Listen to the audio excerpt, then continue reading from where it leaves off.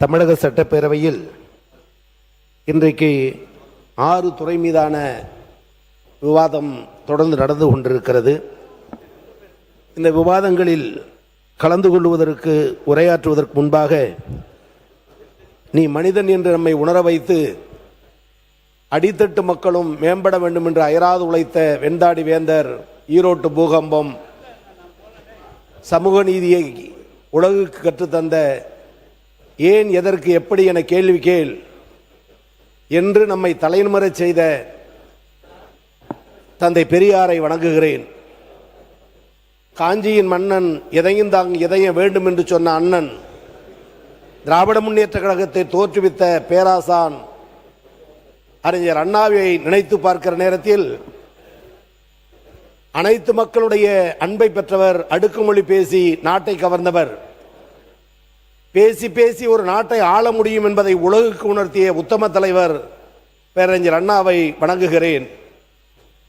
முத்தமிழறிஞர், மூதறிஞர், பெரியாராய் அண்ணாவாய் வாழ்ந்து காட்டிய அற்புத தலைவர். மன்னார்குடியில் அண்ணா பேசுகிறார், கலைஞர் மேடை ஏறுகிறார். முன்பாதியை நான் எழுதிவிட்டேன், பின்பாதியை என் தம்பி கருணாநிதி எழுதுவார் என்று அண்ணாவால் அறிமுகப்படுத்தப்பட்ட அற்புத தலைவர். நான் சொல்லுவதை செய்கிற தம்பிமார்கள் ஆயிரக்கணக்கில் எனக்கு உண்டு. ஆனால் நான் நினைத்ததை செய்கிற ஒரே தம்பி திருவாரூர் கலைஞர் கருணாநிதி என்று அண்ணா பொக்கிஷமாக தந்த அற்புத தலைவர். பல்கலைக்கழகம் செல்லாமலேயே பல்கலைக்கழகங்களுக்கு பாடமான தலைவர். என்றும் எங்கள் நினைவில் வாழுகிற டாக்டர் கலைஞரை வணங்குகிறேன். பெரியாராய், அண்ணாவாய், கலைஞராய் எங்களை வார்த்தெடுத்த தலைவர், அடக்குமுறைகளுக்கு அஞ்சாத தலைவர், வெள்ளுடை வேந்தர். மேயராக இருந்தபோதும் சரி, முதல்வராக இருந்தபோதும் சரி, உழைப்பு உழைப்பு உழைப்பு என்று மக்களுக்கு உழைத்திட்ட எங்கள் அன்பு தலைவர், கழகத்தின் தலைவர் அண்ணன் தளபதியை வணங்குகிறேன். 40 தலைவர்களின் வாரிசாக இந்த இயக்கம் நம்பி இருக்கிற ஒரு இளந்தலைவர். இன்றைய அன்பகமாய், நாளை அறிவாலயமாய், இன்றைக்கு இருவண்ண கொடியாய், நாளைக்கு மூவண்ண கொடி ஏற்றி வைத்து தமிழகத்தை ஆள இருக்கிற எங்கள் இளந்தலைவர், எங்களை வழிநடத்துகிற சட்டமன்ற எதிர்க்கட்சி தலைவர் மரியாதைக்குரிய அண்ணன் உதயநிதி அவர்களை வணங்குகிறேன். மாண்புமிகு பேரவைத் தலைவர் அவர்களே, மாண்புமிகு முதலமைச்சர் மற்றும் அமைச்சர் பெருமக்களுக்கும், எதிரணியில் இருக்கிற முதல் வரிசை தலைவர்களுக்கும், முன்னாள் அமைச்சர் பெருமக்களுக்கும், முதல் முறை தேர்வு செய்யப்பட்டிருக்கிற சட்டமன்ற உறுப்பினர்கள், குறிப்பாக பெண் சகோதரி சட்டமன்ற உறுப்பினர்களுக்கும், அவையில் நிரம்பியிருக்கிற பத்திரிகை மற்றும் ஊடகத்துறை சார்ந்தவர்களுக்கும் என்னுடைய மனமார்ந்த நன்றியை தெரிவிக்க கடமைப்பட்டிருக்கிறேன். இந்த வரலாற்று சிறப்புமிக்க சட்டப்பேரவையில் இந்த எளியவன் 2011 தொடங்கி 4 முறை நின்று வென்று இன்றைக்கு உரையாற்றி கொண்டிருக்கிறேன்.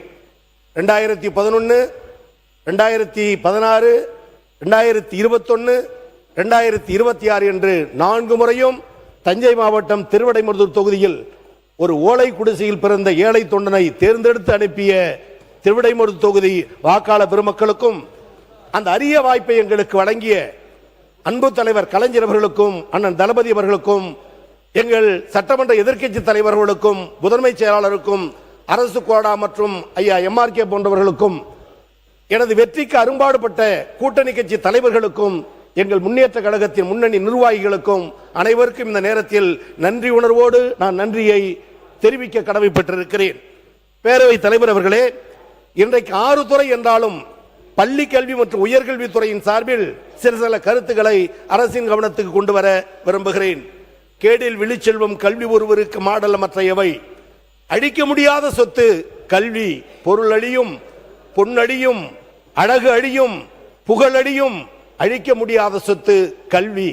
அதனால்தான் எங்களை வழிநடத்திய முன்னாள் முதல்வர், எங்கள் கழகத்தின் தலைவர் ஆட்சி பொறுப்பிருந்த பொழுது மாணவ செல்வங்களிடம் சொல்லுவார், நீங்கள் படியுங்கள், நீங்கள் படியுங்கள், நீங்கள் படியுங்கள், நான் பார்த்துக் கொள்கிறேன் என்று அடிப்படை கல்விக்கு வித்திட்டு உயர்கல்விக்கான முதல் படியை துவக்கி வைத்தது திராவிட முன்னேற்ற கழக அரசு, அதன் தலைவராக இருந்த எங்கள் முதல்வர் அவர்கள்.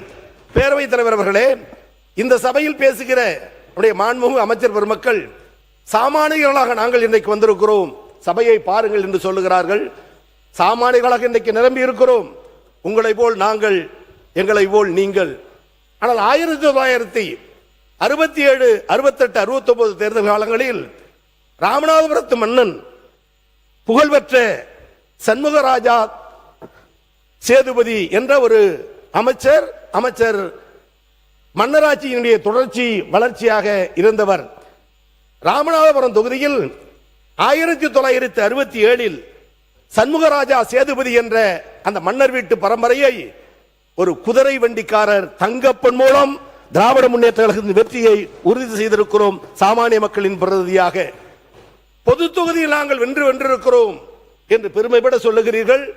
வெல்லட்டும், எதிர்காலத்தில் அது சிறக்கட்டும். ஆனால் முதலில் கோயம்புத்தூரில் பொது தொகுதியில் சீட்டி தண்டபாணி என்ற திமுக தொண்டரை நிறுத்த வைத்து பொது தொகுதியில் ஒரு அட்டவணை பட்டியலில் உள்ளவர் வெற்றி பெறலாம் என்ற முதல் சாதனையை பாராளுமன்ற சட்டமன்ற தேர்தல் வரலாற்றில் துவக்கியது எங்கள் கழக தலைவர், அன்பு தலைவர்.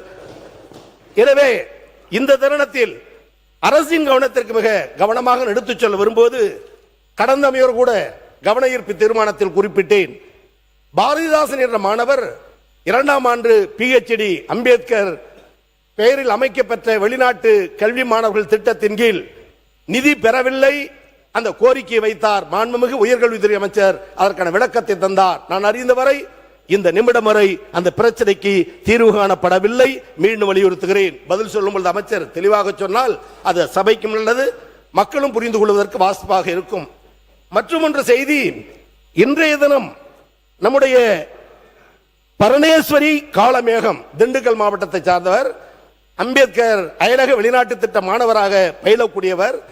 அவருக்கு சாதி சான்று கிடைப்பதில் இடர்பாடானால் தேர்வு செய்யப்பட்டு விட்டார். அவருடைய கல்வியும் இன்னைக்கு பாதிக்கப்படுகிறது என்று சொன்னால் ஒடுக்கப்பட்ட மக்கள் வெளிநாட்டில் சென்று படிக்க வேண்டும் என்ற திட்டத்தை துவக்கிய அந்த திட்டம் தாவேக அரசு பின்பற்றுகிறதா என்ற அச்சத்தையும் அதன் மூலம் படிக்க விரும்புகிற மாணவர்களுக்கு நீங்கள் தருகிற ஊக்கம் என்ன என்பதையும் இந்த நேரத்தில் நான் பணிவோடு கேட்க விருப்பப்படுகிறேன். அது மாத்திரமல்ல, கூலி தொழிலாளி வீட்டு பிள்ளை துப்புரவு பணியாளர்கள் போராடி கொண்டிருக்கிறார்கள். பணி நிரந்தரம் வேண்டும் என்பதுதான் கோரிக்கை. இன்றைய தினம் அந்த போராட்டத்தின் உச்சம். நேற்றைய தினம் குண்டுக்கட்டாக கைது செய்யப்பட்டிருக்கிறார்கள். அவர்கள் வைக்கிற கோரிக்கை முதலமைச்சரை சந்தித்து நாங்கள் எங்கள் கோரிக்கையை சொல்ல வேண்டும்.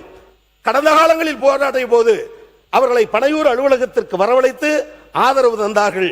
இன்றைக்கு அவர்களை அடைக்கவும் இல்லை, மாறாக கைது செய்யப்பட்டிருக்கிறார்கள். பணிவோடு இந்த நேரத்தில் நாங்கள் கேட்டுக்கொள்ள விரும்புவதெல்லாம் பதிலே வந்துக்கலாம். பேரவைத் தலைவர் அவர்களே, துப்புரவு தூய்மை தொழிலாளர் போராட்டம் நடைபெற்றுக் கொண்டிருக்கிறது. ஆனா நம்மளுடைய தூய்மை தொழிலாளர்களோடு யாருமே பேசல அப்படின்னு மாண்புமிகு உறுப்பினர்கள் சுட்டி காமிச்சார். இந்த போராட்டத்தை முன்னெடுத்துக் கொண்டிருக்கக்கூடிய தோழர் பாரதி அவர்களோடு நானும் ஆதவ அவர்களும் நேரடியாக பேசினோம். இந்த செஷன் முடிந்த பிறகு இன்று மாலையே அந்த தூய்மை தொழிலாளர்களை நேரிலும் சந்தித்து அவர்களுடைய பல வகையான கோரிக்கைகள் இருக்கு, நீண்ட நெடுங்காலமா இருக்கு, அதை பேசி சுமூகமாக தீர்த்து வைக்கப்படும் என்பதை தெரிவித்துக் கொள்கிறேன். மாண்பு உறுப்பினர் கோவை செழியன், மாண்புமிகு சமூக